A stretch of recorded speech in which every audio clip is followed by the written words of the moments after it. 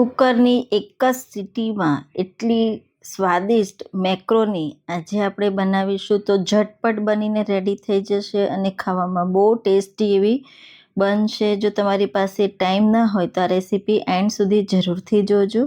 તો ચાલો મેક્રોની બનાવવાનું શરૂ કરીએ. તો એક પ્રેશર કુકર લીધું છે અને 1 ટીસ્પૂન જેટલું તેલ ઉમેરી દઈશું. સાથે 1 ટીસ્પૂન જેટલું બટર ઉમેરી દઈશું. હલકું આપણે ગરમ કરીશું અને 6 થી 7 લસણની કળી ઝીણી ચોપ કરીને ઉમેરી દઈશું. સાથે 2 થી 3 લીલા મરચાં ઝીણા કટ કરીને સાતળી લઈશું. તો લગભગ અહીંયા 1 મિનિટ માટે સાતળવાના છે. હવે એક મીડિયમ સાઇઝની ડુંગળી ઝીણી કટ કરીને ઉમેરી દઈશું અને એકદમ સારી રીતે ટ્રાન્સપરન્ટ થાય ત્યાં સુધી આપણે સાતળવાની છે. તો એકદમ લાલ જેવી નથી કરવાની, ગુલાબી જેવી રહે એ જ રીતે આપણે સાતળી લઈશું. તો આ રીતે તમે જોઈ શકો છો.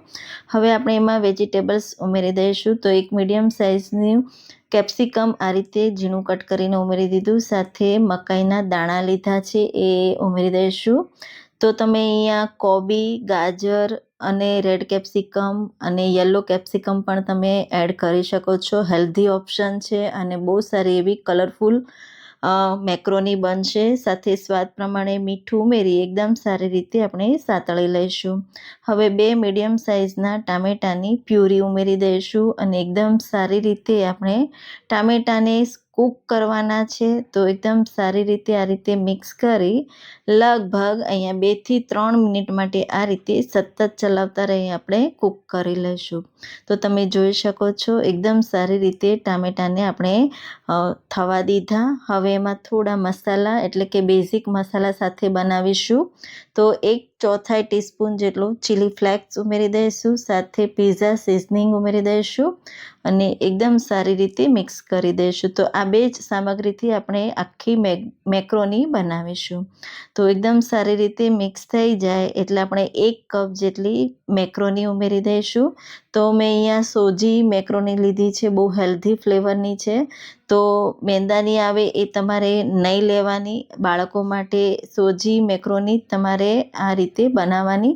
તો તમે લંચ બોક્સમાં પણ આ રીતે બનાવીને આપી શકો છો. હેલ્ધી ઓપ્શન છે અને બાળકોને તો બહુ જ ભાવતી હોય છે.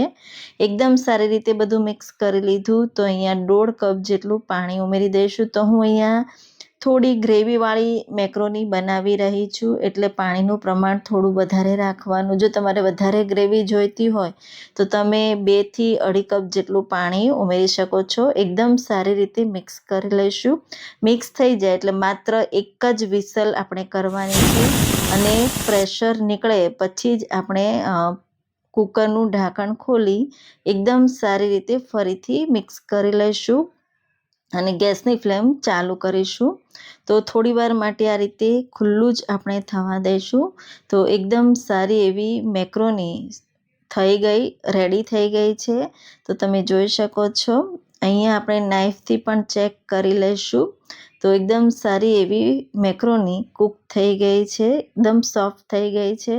જો તમારી પાસે બિલકુલ ટાઈમ ન હોય અને તમારે બાળકોને લંચ બોક્સમાં કંઈ હેલ્ધી આપવું હોય તો તમે આ રીતે કુકરમાં 1 સીટીમાં મેક્રોની બનાવીને તમે આપી શકો છો. હવે મેક્રોનીને વધારે સ્વાદિષ્ટ બનાવવા માટે 1 ટીસ્પૂન જેટલો વિનેગર અને 1 ટીસ્પૂન જેટલો સોયા સોસ ઉમેરી એકદમ સારી રીતે મિક્સ કરી દઈશું. તો વિનેગરથી થોડું ખટાશવાળો ફ્લેવર આવશે અને એકદમ સારી રીતે મિક્સ થઈ જાય એટલે ફરી પાછું આપણે 1 ટીસ્પૂન જેટલું ચીલી ફ્લેક્સ ઉમેરી દઈશું અને 1 ટીસ્પૂન જેટલું પિઝા સિઝનિંગ ઉમેરીશું.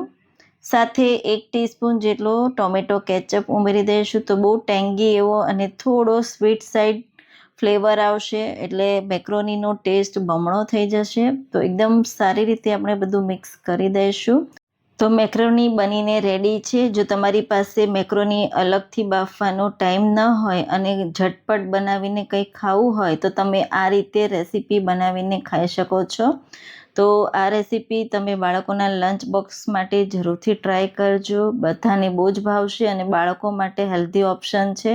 તો ઉપરથી આ રીતે આપણે પ્રોસેસ ચીઝ ઉમેરી દઈશું. જો તમારે મોઝરેલા ચીઝ લેવું હોય તો તમારે કુકરમાં જ ઉમેરી દેવાનો, એટલે બહુ સારો એવો ટેસ્ટ આવશે. તો આ રેસીપી જરૂરથી ટ્રાય કરજો. બાળકોથી લઈ મોટા બધાને જ બહુ ભાવશે, અને તમે એકવાર આ રીતે બનાવશો તો વારંવાર તમે બાળકોના લંચ બોક્સમાં આ રીતે બનાવીને આપશો. જરૂરથી ટ્રાય કરજો. આવજો.